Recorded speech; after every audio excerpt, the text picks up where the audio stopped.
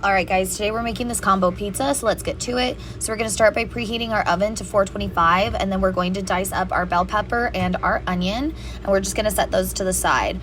Make sure you pre-cook your sausage and your bacon before, just however you want. And then we're going to take our pizza sauce and we're going to spread it out all over our gluten-free crust. I just got pre-made crust. It came in a pack of 2, and it's just a lot easier that way than trying to make it yourself.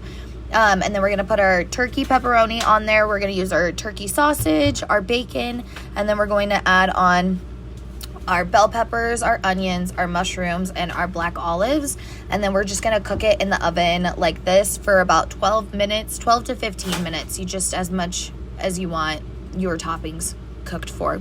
And once they're done in the oven, we're basically just gonna slice it up and serve it. Oh, don't forget to add your oregano on it.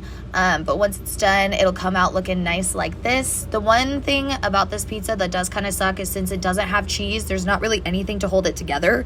But as long as you just like tilt it a little bit, you'll be able to get everything in your mouth.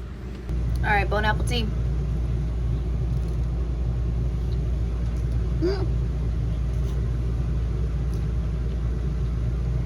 It's so good.